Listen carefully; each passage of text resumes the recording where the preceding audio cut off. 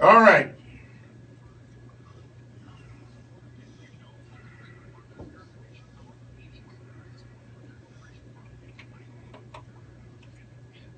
Okay, we're about to open the phone lines. Oh, that reminds me. Let me set it up.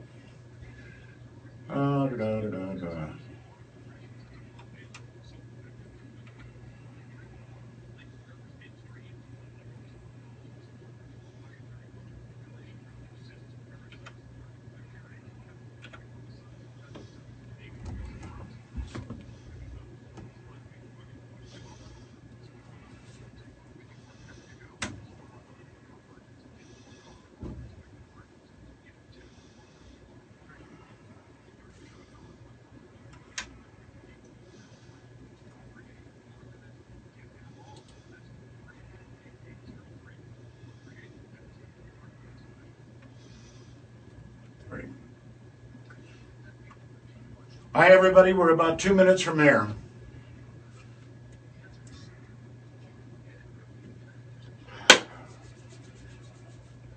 What a story. Somebody wants to know, why weren't the police on scene, not allowing you to jump into harm's way? That'd be interesting to ask. A lot of people happy to see Madman again. All right.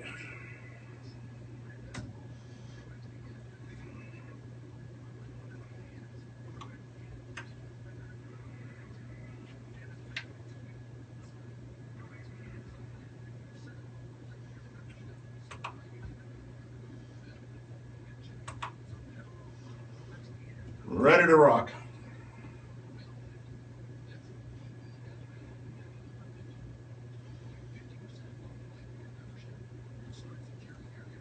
It's my nicotine gum. Here we go, time to rock and roll. Woo!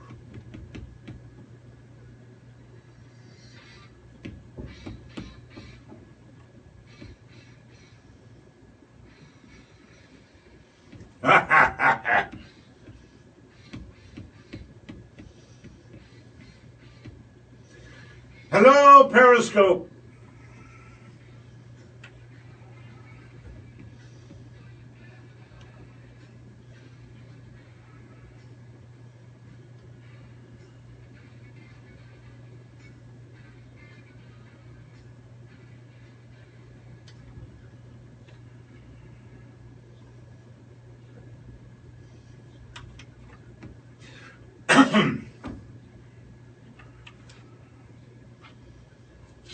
All right, so what we're going to do is open the lines. Well, actually, let me note two things.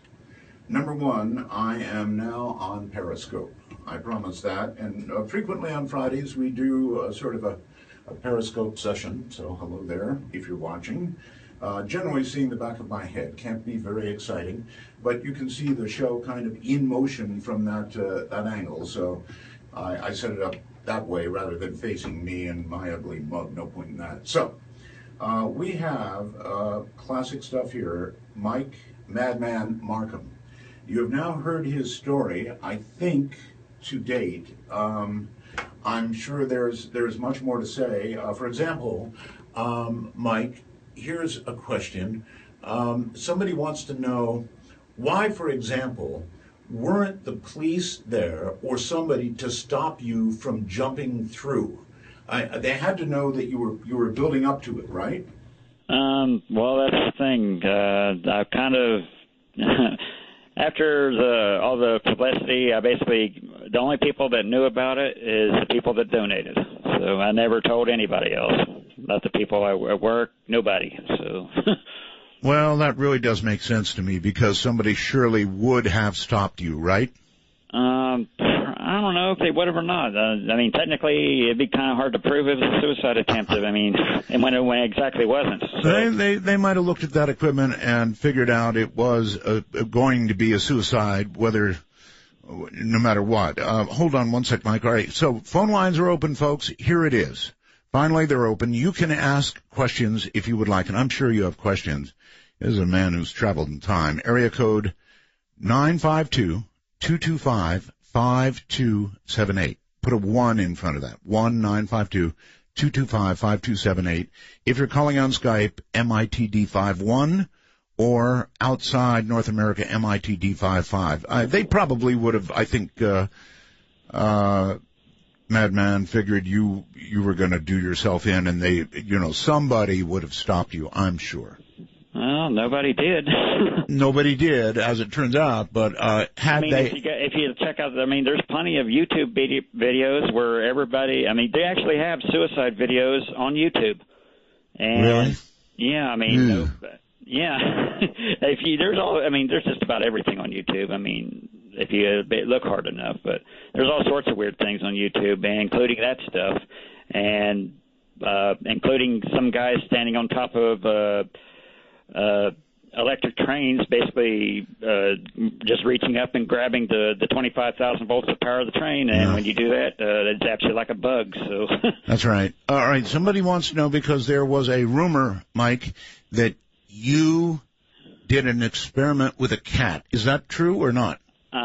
No, I don't know where that came from. Somebody made that up due to lack of information, because basically after the first round of publicity, I more or less made up my mind. It's like, oh God, I can't stand being a celebrity. So yeah, I know you don't seek out fame. I'm very well aware that you don't seek out fame, Mike, and so it's a honor to have you on the show. It really is. Well, yeah, no, not everybody.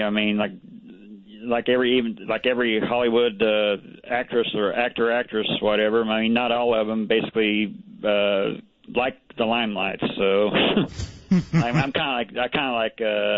compare myself to Jodie Foster. I don't mind basically every now and then, but as far as people knocking on my door 24/7.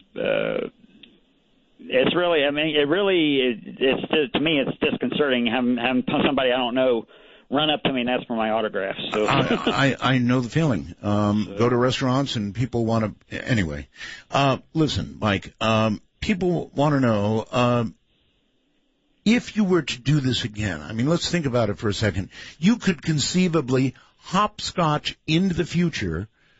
Again and again and again, maybe you could figure out a way to do it with less trauma to your own person, and, you would still be a young man in the year 20, whatever you want. Yeah, like I said, the problem is it's a one-way trip. It's like the same thing as using relativity. Yes. So, well, it is a one-way trip. That's the advantage of, everybody. It's already been scientifically proven you can use gravity to dilate time. Well, basically, I'm using electromagnetism, which is 10 to the 30th times stronger. Right. So right. I don't need basically a black hole to do this. So. They're getting ready to try to create a black hole at CERN. You have any thoughts on what might happen when they do? Well, they're going to be basically. I'm with everybody else, like as far as all the other physicists, as far as that goes. They'll be so small they'll evaporate almost immediately. I hope you're right.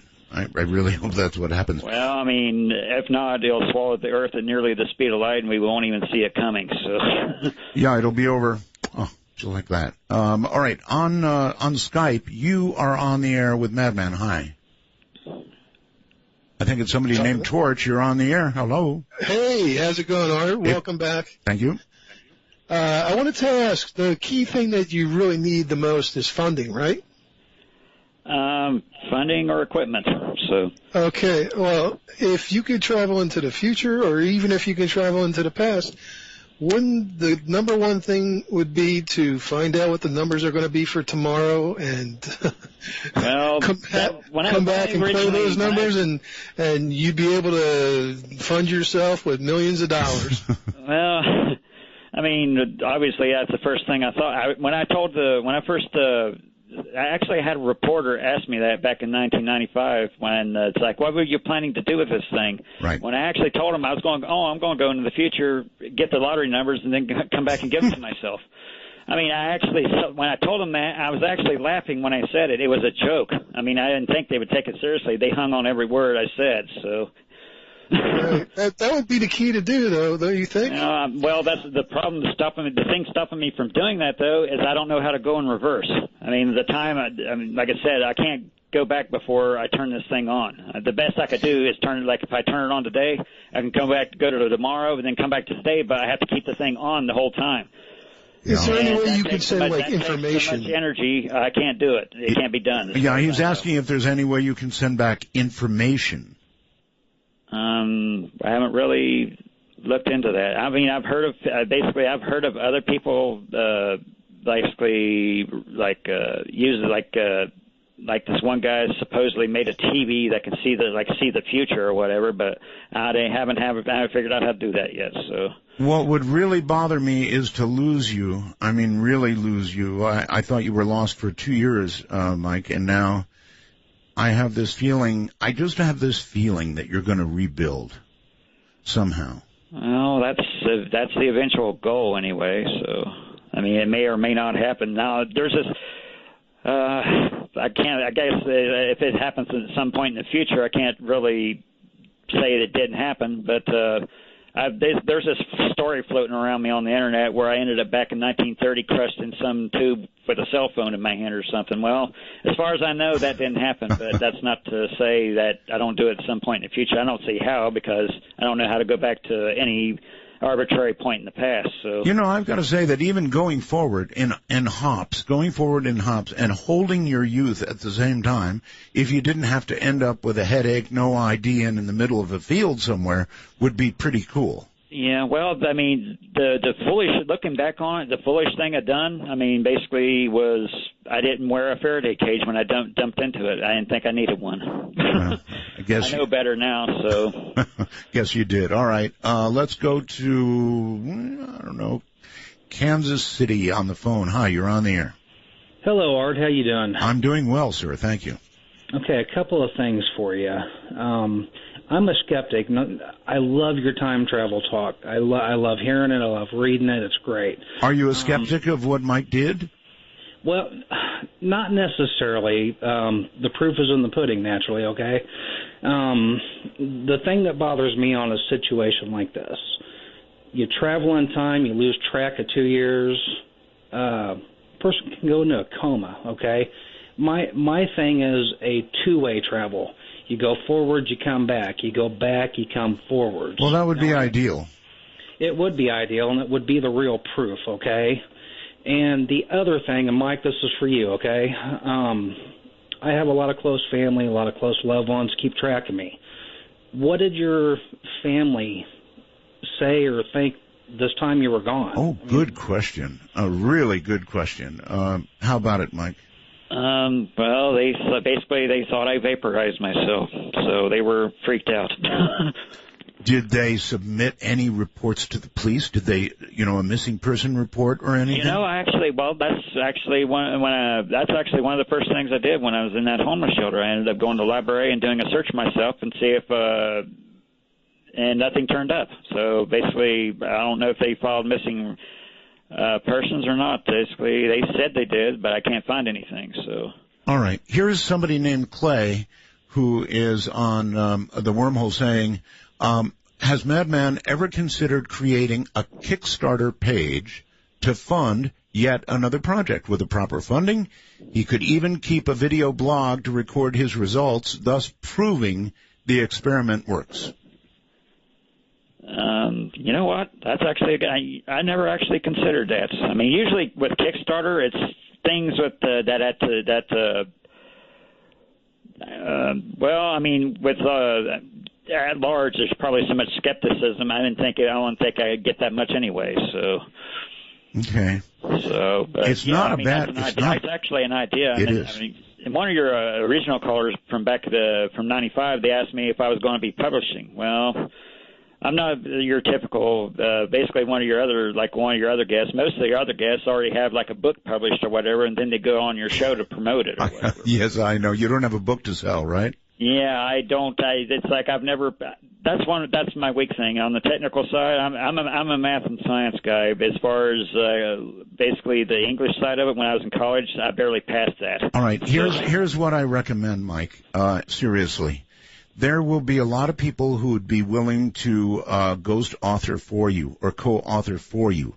So, in other words, you could, in detail, with drawings that, if you can remember, of the equipment, the warehouse, the whole thing, everything that's happened beginning to end, as you've told it on this story, on this show rather, but in more detail, and write a book.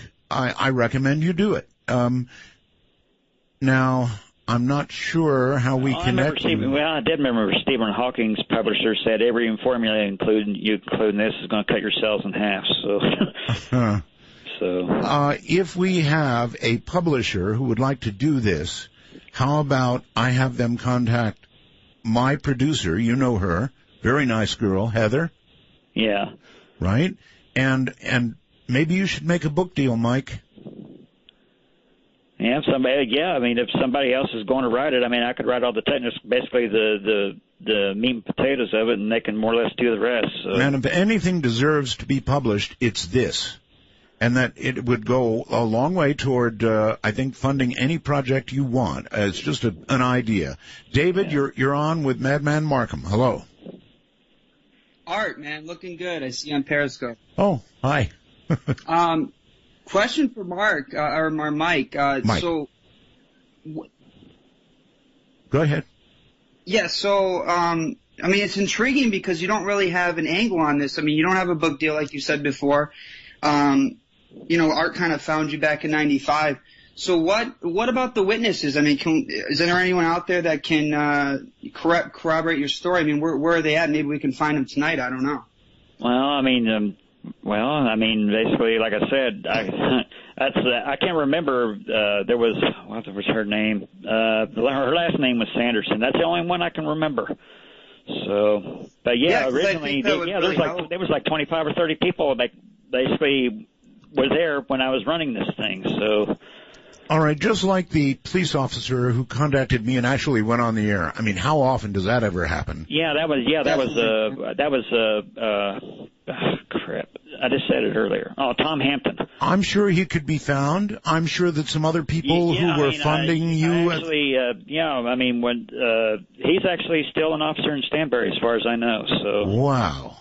So basically, small town people, they more or less grow up and die there. So.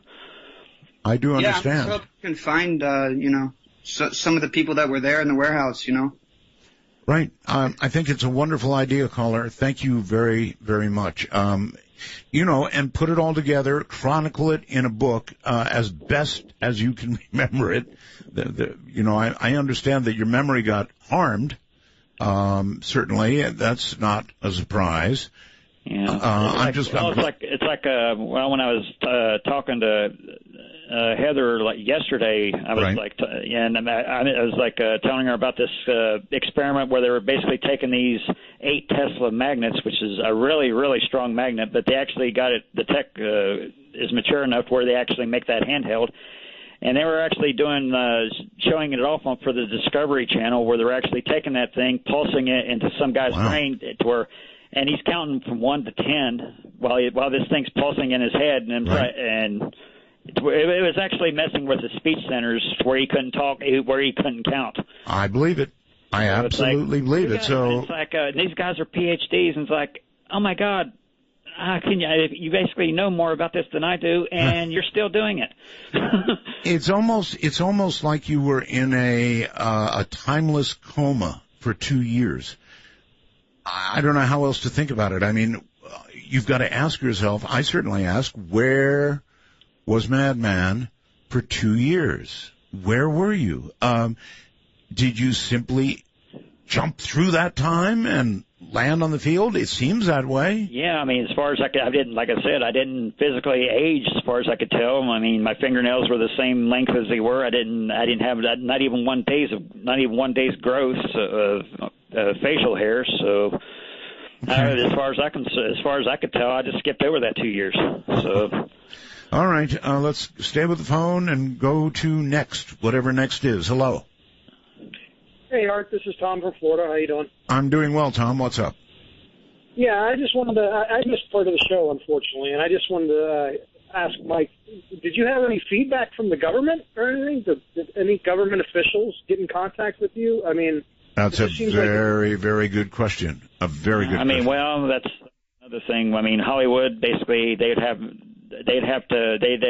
me, the Men in Black show up and make me disappear. Well, obviously that didn't actually happen. So, did anybody from the government at all contact you? No, basically you would think they would. I'm sure they have spy satellites everywhere, so I'm sure they know about it. But no, nothing. I didn't hear a peep out of them. Nobody came knocking on my door offering me money, saying, "Hey, come work for us. We'll give you all the funding you need." I mean, that works. That happens in every Hollywood movie you ever watch, but not real life. Reality is a little bit different. So that's incredible, Mike. You would think that some government agency, DARPA, somebody. Yeah, I mean, you'd think, Department of Energy or DARPA, or really, actually DARPA, because basically they fund all sorts of strange things. So yeah, you'd think they would be. Coming, like knocking on my door, checking hand, but nope, didn't happen. If they were to come to you now, what would you cooperate with them or not? Usually, I mean, the thing with DARPA, I don't have firsthand experience with them, but I'm willing to bet they try to militarize every.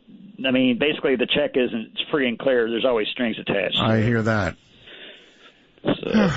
All right. Very quickly, let's try this. You're on the phone and on the air. Hi, Art. What a pleasure to be on the phone with you and with Mike. First of all, I want to say that I appreciate your interest in time travel because never ending. Because you have such an interest. It allows all of us who also have an interest to enjoy these topics in depth. But my question is this. We know obviously that he ended up in our dimension. In other words, when he went through this so-called time machine, he didn't go into like another dimension or an alternate future. He obviously stayed within our own dimension, our own time, our own space. So that begs the question, the Earth is in a different spot 2 years from now. So if he ended up in the same locale, the same dimension as we're Well, no, wait a minute. He moved 800 miles, remember?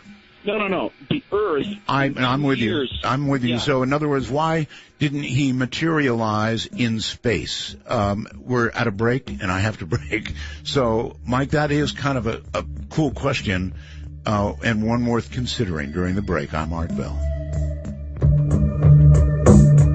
Woo!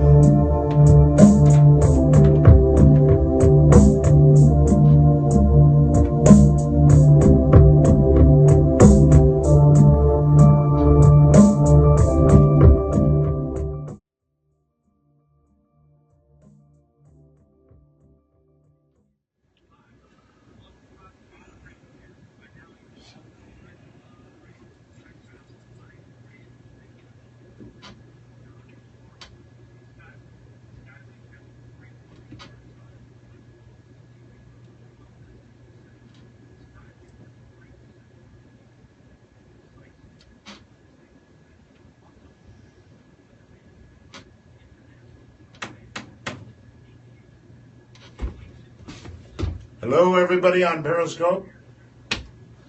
Madman Markum's on the air. I'm looking at the wormhole.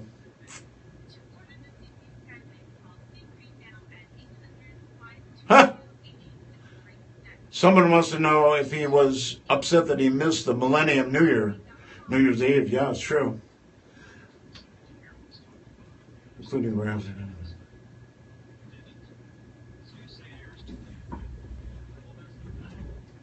I know of no rumor that I will be on the X-Files revival.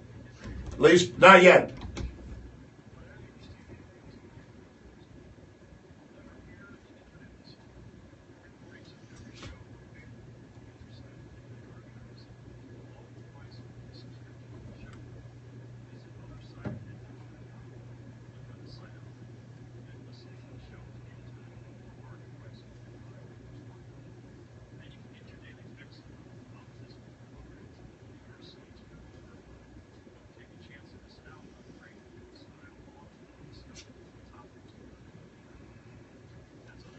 See, I hear the commercials in my headphones. And that's my cue, thunder, and here it comes.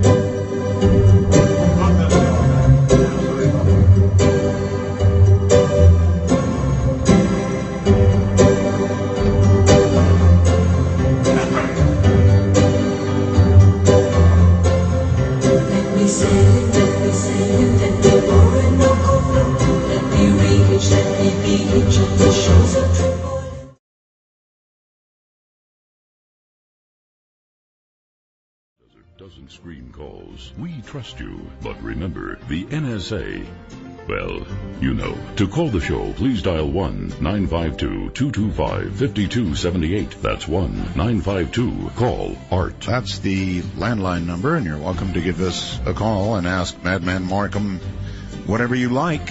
And otherwise, of course, Skype is active and ready at your beck and call, as it were. Mike, welcome back.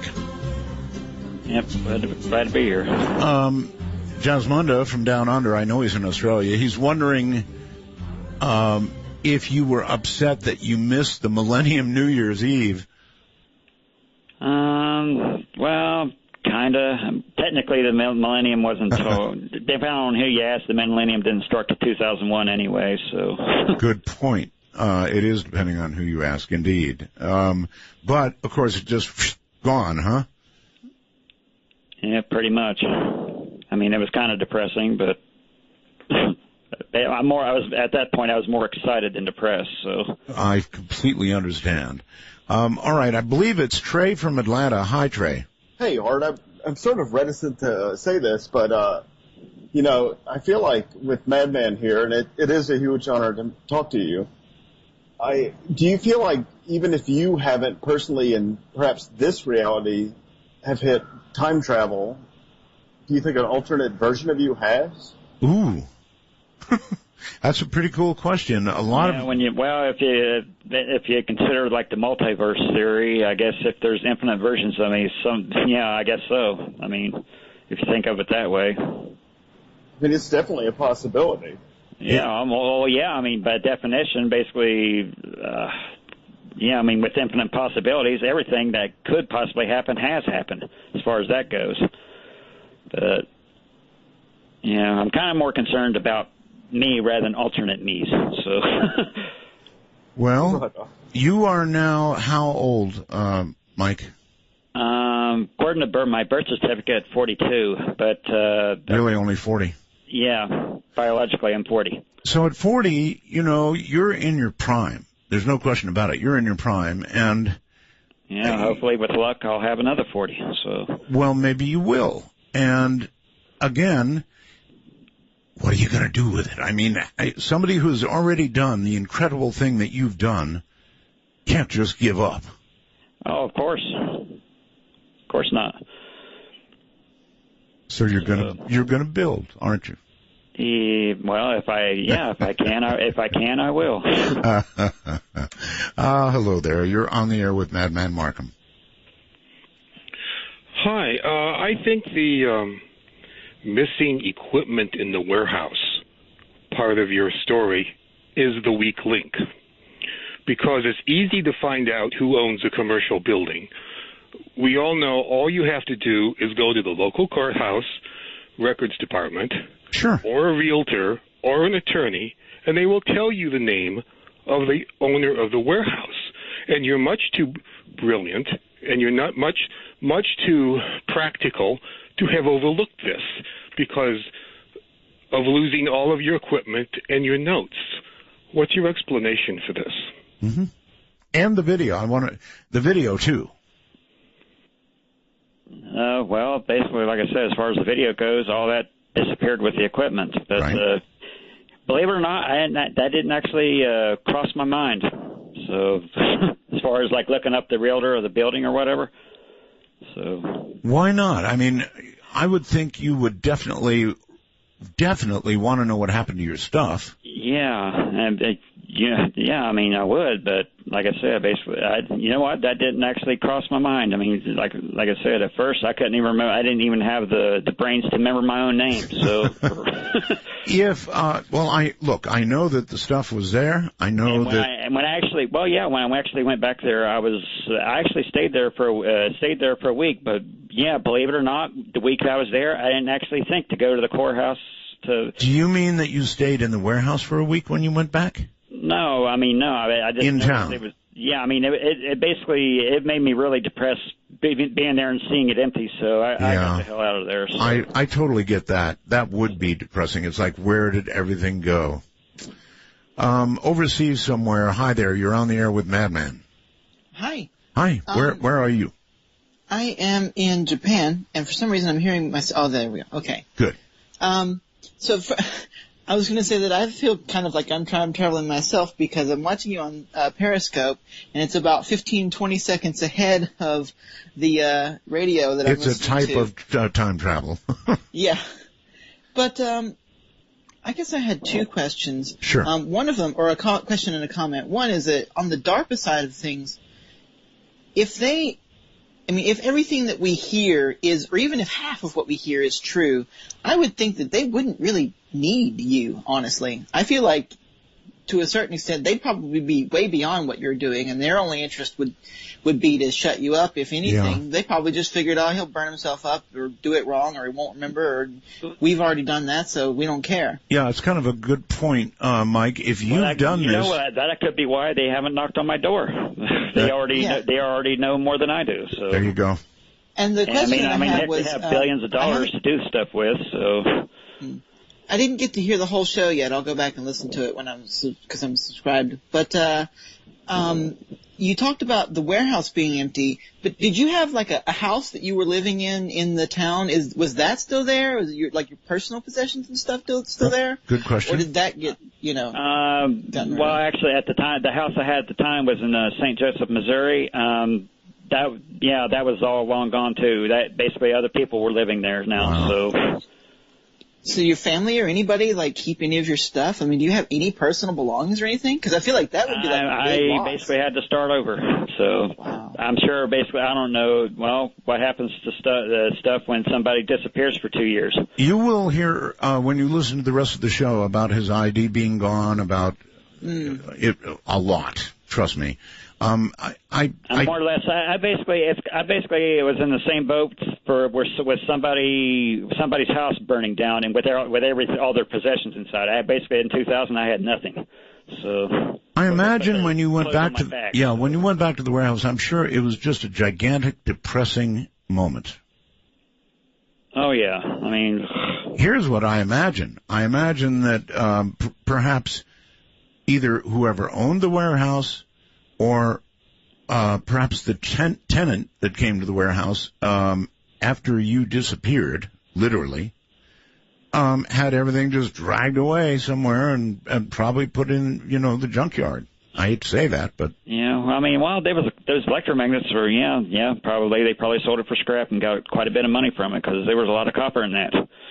So... God knows they rip up copper, from... radio antennas have radials. They rip that up and sell it as copper. It's horrible what's going on. Daniel Hello, Daniel, on Skype. You're on the air with Madman. Hi, guys.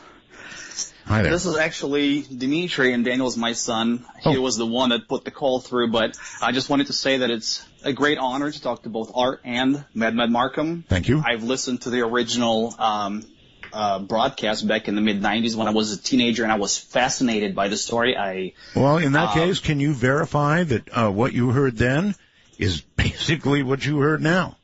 Yeah. Except for the new stuff. I would say so. And as I said, many years went on since the original broadcast, and this story just stuck with me. It was always in the back of my mind.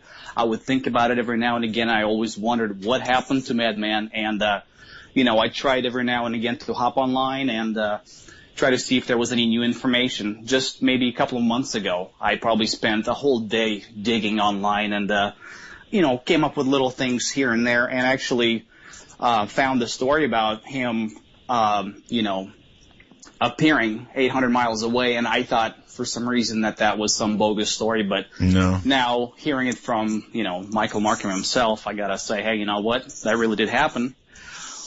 But what I wanted to ask is, okay, so there was a warehouse where all of this equipment was set up, and, I'm sure all these people were there watching Michael jump in. He disappeared. Obviously, there was something to this machine, to all of this machinery. It wasn't just a joke. I mean, guy either teleported someplace, whether he went, forward or backwards in time.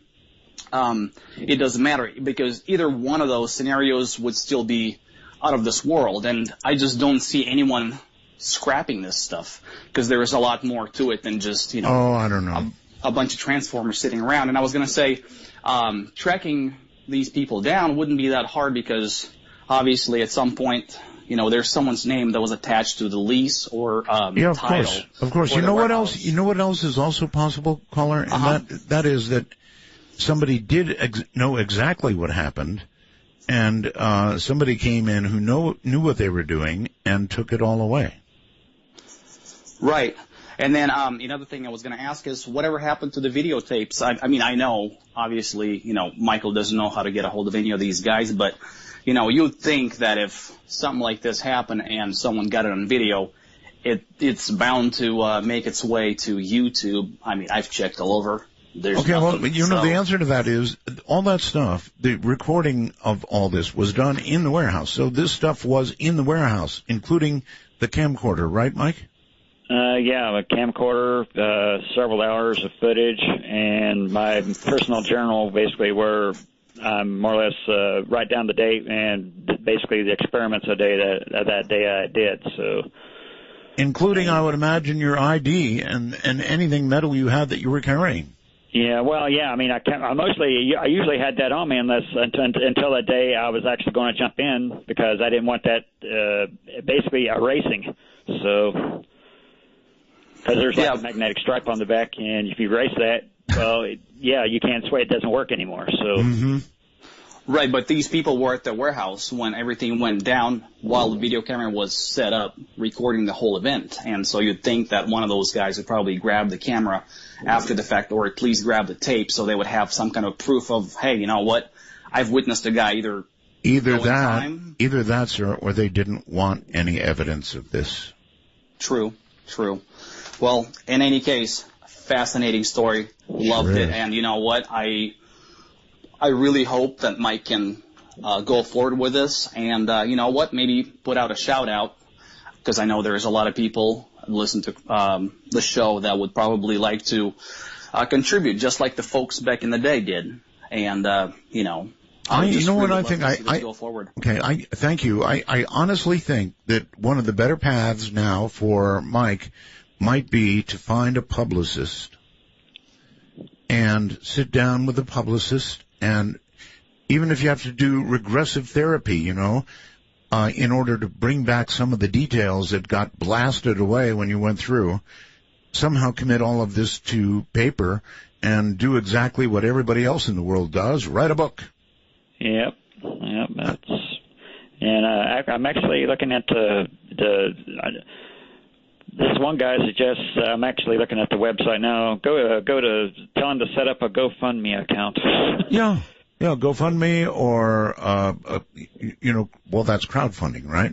Yeah, well, one thing I do want to avoid is, I know this one guy, he supposedly had some sort of free energy device, and they ended up sending him to prison for securities fraud, so I definitely don't want to basically end up falling in his shoes. No, we don't want you back in the pokey again.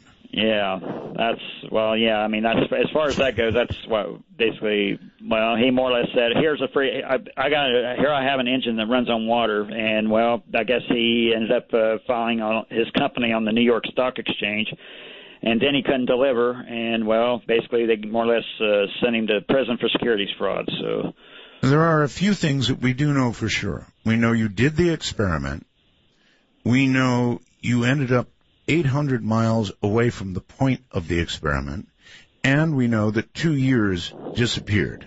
People are asking questions about the warehouse, but I kind of understand if everything was gone, you'd just kind of, throw up your hands in dismay, and you'd probably be a little disoriented. Hold tight. Madman Markum is my guest. He is not a French fry yet, and he may do it again. Or maybe not. Maybe he'll just write a book.